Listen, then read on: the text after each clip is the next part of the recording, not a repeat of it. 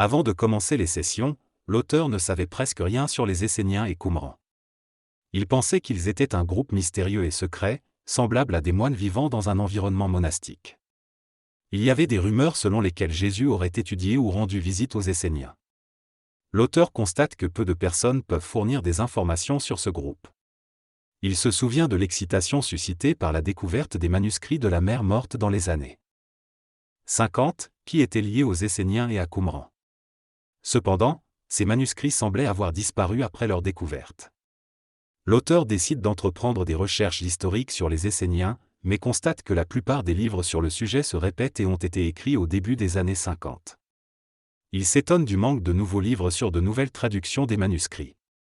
Seul un livre ose aborder la possibilité d'une dissimulation de la vérité par l'Église conventionnelle. Des divergences entre les anciennes versions des Esséniens et la Bible moderne et remettant en question l'idée que le christianisme ait été créé avec Jésus. L'auteur mentionne également que certains chercheurs, comme Johann Allegro, ont été écartés des parchemins et que leur publication a été limitée. L'auteur suggère que cela pourrait être dû à l'idée controversée d'un christianisme préexistant à Jésus. Il est très probable que le groupe des Esséniens ait disparu et soit revenu après environ 2 générations, afin de ne pas avoir à expliquer leur enseignement à leurs troupeaux. Les documents sont aujourd'hui logés dans le sanctuaire du Livre saint en Israël, spécialement construit pour leur étude et leur traduction. Les informations contenues dans ces rouleaux étaient trop obscures pour provenir de participants contemporains, ce qui laisse penser qu'elles ne pouvaient pas non plus venir de l'esprit de personnes vivant aujourd'hui. Les Esséniens ont été effacés de la carte, sans mention dans la Bible, et il a été supposé que toutes les références ont été délibérément supprimées en raison de la similitude entre leur doctrine et le christianisme. Heureusement, certains auteurs et historiens ont laissé des témoignages sur les Esséniens, tels que Philo, Plein et Joseph. Leurs écrits confirment la précision des informations découvertes lors de l'expérience. Ces auteurs ont mentionné que la communauté des Esséniens était située dans la région de la Mer Morte, mais les archéologues n'ont jamais su exactement où ils se trouvaient. Les ruines de Qumran, où les Esséniens vivaient, sont restées ignorées pendant des siècles, jusqu'à la découverte des premiers manuscrits de la Mer Morte en 1947. Depuis lors, de nombreux rouleaux et fragments ont été découverts, faisant de cette découverte la plus importante de l'histoire de l'archéologie. Les archéologues ont découvert la communauté de Qumran, cachée dans le désert, grâce à des fouilles. Ils ont identifié les habitants comme étant les Esséniens, qui vivaient selon des règles strictes de discipline et de partage. Cette communauté n'était pas une ville mais était composée de plusieurs bâtiments en argile avec des toits plats. Les maisons étaient connectées et entourées d'un mur aux formes étranges. Il y avait plusieurs cours dispersés dans la communauté, où les habitants se rassemblaient pour étudier et pour les cours. Il y avait également des fontaines et des jardins colorés remplis de fleurs qui poussaient grâce à l'eau de pluie. La région de Qumran était autrefois un désert stérile, mais grâce à des graines semées, de magnifiques fleurs ont fleuri dans la cour près des aires de restauration. Des arbres fruitiers tels que des figuiers, des dattiers, des grenadiers, des orangers et des citronniers ont également poussé, créant un paysage presque céleste. Les archéologues ont d'abord pensé que peu de choses pouvaient pousser dans cette région en raison du manque d'eau, mais des découvertes de palmiers et de dattiers ont prouvé le contraire. Les Esséniens avaient des logements au-dessus de la colline au nord, en dehors du complexe principal, et vivaient apparemment dans des grottes et des tentes. Cependant, la plupart des familles vivaient dans des maisons avec des murs communs. La communauté essénienne était notamment composée de prêtres qui s'occupaient du temple des rouleaux. Les repas étaient principalement pris dans les quartiers de vie des familles, mais il y avait une grande salle à manger et une bibliothèque dans le complexe principal. L'entrée dans la communauté se faisait généralement par une porte sur le côté de la falaise, mais il existait d'autres moyens d'entrée qui n'étaient pas dévoilés.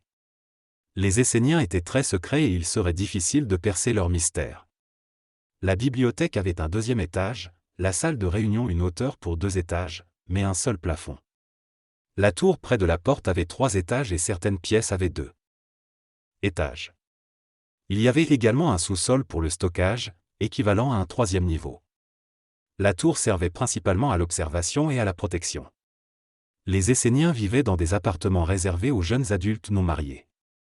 Ils mangeaient ensemble mais il n'y avait que la bénédiction durant les repas. Les observances religieuses avaient lieu pendant le sabbat.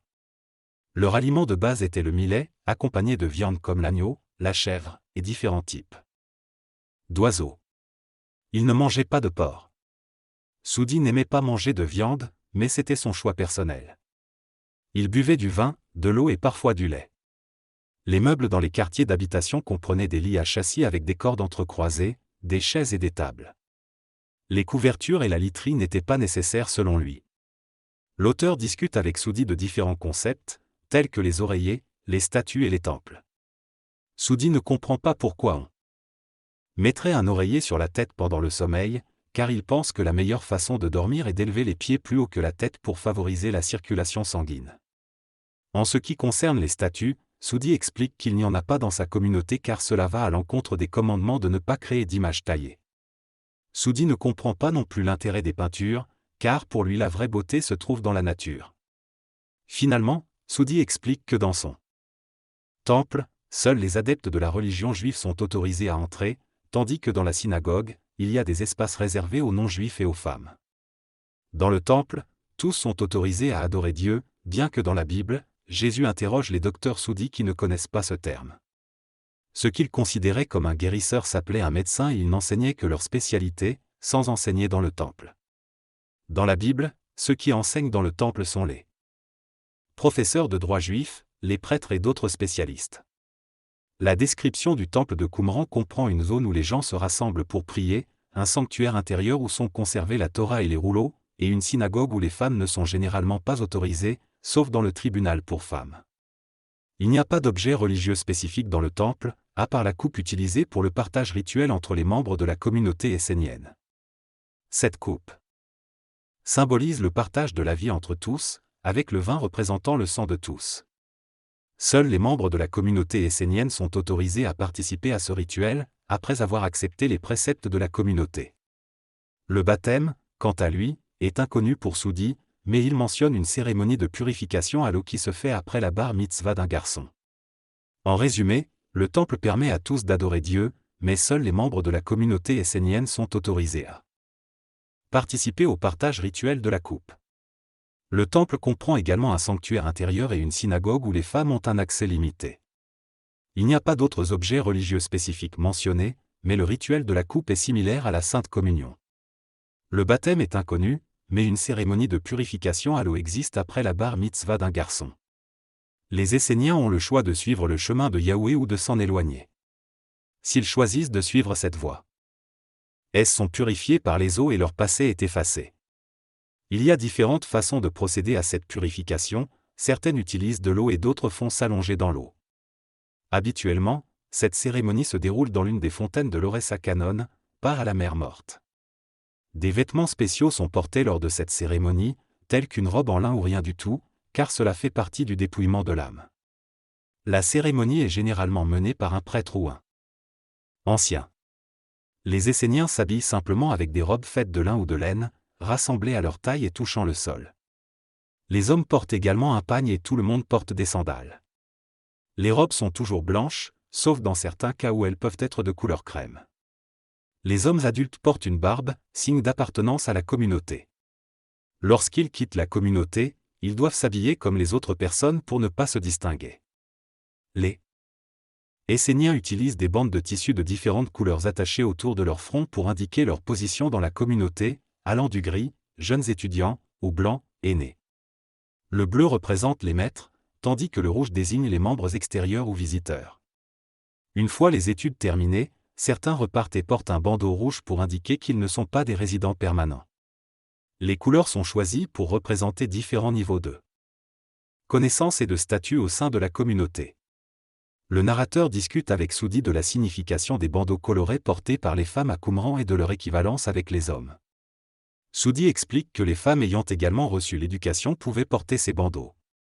Le narrateur est surpris d'apprendre que dans certaines communautés, les filles ne recevaient pas d'éducation. Il discute également des habits portés selon le statut d'étudiant ou de chercheur. Le narrateur évoque ensuite le comportement étrange de Cathy qui a soudainement giflé sa propre joue droite lors d'une transe profonde. Soudi explique que c'est dû à l'agressivité des insectes à Qumran. Le narrateur s'amuse de la situation, mais pose ensuite des questions sur d'éventuels insectes dangereux. Soudi affirme ne pas en connaître. Il discute ensuite des animaux élevés à Qumran, comme les moutons, les chèvres et les béhufs, mais le narrateur a l'impression qu'ils ne sont pas gardés à l'intérieur de la communauté. Le narrateur tente de parler des animaux de compagnie, mais il est difficile de trouver des mots équivalents dans une autre culture. Le narrateur explique alors ce qu'est un animal de compagnie, mais Sudi est confus et ne comprend pas comment un animal peut être un ami sans conversation intelligente. Le narrateur mentionne ensuite les chats et les chiens, mais Sudi ne connaît que le mot chat.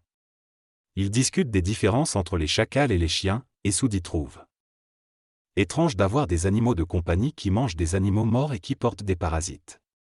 Le narrateur mentionne ensuite les serpents, et Sudi explique qu'il y a beaucoup de vipères à Qumran et qu'elles sont parfois entrées dans les murs de la communauté. Elles ont été tuées car leur morsure était mortelle. Le narrateur est surpris par cette admission, car Sudi semblait contre le fait de nuire aux créatures de Dieu. Qumran parle des différentes violences et affirme qu'il ne tuerait qu'en cas de danger. Lorsqu'on lui demande s'il utiliserait une forme de protection en cas de menace, il reste vague. Il évite également de répondre lorsqu'on lui demande s'il considère autre chose comme un danger. Qumran semble défensif et préfère changer de sujet lorsqu'il est interrogé. Il décrit la salle de bain de la communauté, où hommes et femmes se baignent ensemble et utilisent de la pierre ponce au lieu de savon. Il mentionne également l'eau dans la communauté, provenant de fontaines et d'un système de stockage souterrain. Qumran parle d'un système sanitaire à l'intérieur des murs de la communauté, mais ne sait pas exactement comment il fonctionne. Les fouilles archéologiques ont révélé un système d'eau complexe à Qumran, comprenant des bains, des citernes et des canaux reliés entre eux. Les bains étaient apparemment ouverts selon Sudi, alors que Sui affirmait qu'ils étaient fermés. Les archéologues ont supposé que les Esséniens stockaient l'eau descendue des collines lors des rares pluies dans un système de stockage. Cependant, le père de Vaux a affirmé que très peu d'eau était descendue des collines pendant les 3 années où il était sur le site de fouilles. Il est donc difficile de croire qu'ils auraient pu stocker suffisamment d'eau uniquement par les précipitations imprévisibles. Sudi a mentionné que l'eau coulait grâce à une source et qu'elle était acheminée à travers la communauté. Cependant, au fil des 2000 dernières années, il est possible que quelque chose soit arrivé à cette source, comme des tremblements de terre ou des déplacements naturels des sols. Il y a des sources connues dans la région, notamment à Afshka, à quelques kilomètres au sud, mais il est difficile de dire pourquoi les Esséniens auraient choisi de construire leur communauté dans une zone stérile. Les Romains ont détruit la communauté des Esséniens et ont également détruit le système d'acheminement de l'eau. Les archéologues ont trouvé les restes d'un système sanitaire et supposent que le bâtiment avec des cabines était une étable. En ce qui concerne l'horaire quotidien de Sudi, il se réveille généralement avec le soleil, prend un bain, jeûne et étudie pendant un certain temps avant de commencer les leçons. Il mange ensuite son repas de midi et continue ses études, en ignorant beaucoup de choses. Il dîne et passe ses soirées en contemplation. Les scientifiques supposaient qu'il fallait se lever avec le soleil, mais cela dépend de chaque personne. Personne étudie les étoiles et reste donc debout toute la nuit, tandis que d'autres se lèvent avec le soleil. Il n'y a pas d'heure fixe pour se coucher, cela dépend des activités en cours. Sudi mentionne également l'utilisation de lampes à base d'huile d'olive pour produire de la lumière la nuit. Cependant, il mentionne également des lumières sans flamme qui émettent de la lumière. Il explique que ces lumières sont placées sur un pot en verre qui contient un globe qui s'allume. Il ne sait pas exactement comment cela fonctionne car il ne l'a pas construit lui-même. La discussion se termine avec une mention d'un matériau similaire au cristal, mais Sudi ne sait pas exactement ce que c'est. L'auteur décrit une conversation avec Sudi, un homme de la communauté de Qumran, qui lui montre un pot en poterie étrange. Sudi explique que ce pot est en réalité une lampe ancienne appelée Dolores Cannon. L'auteur pose plusieurs questions sur le fonctionnement de la lampe, mais Sudi ne peut pas fournir de réponse précise. L'auteur découvre ensuite des informations sur des objets similaires, des piles galvaniques, trouvées dans les ruines de Qumran et conservées dans des musées en Irak. Ces découvertes remettent en question notre perception de l'histoire de l'humanité et soulèvent des interrogations sur d'autres mystères qui pourraient être découverts dans les secrets de Qumran.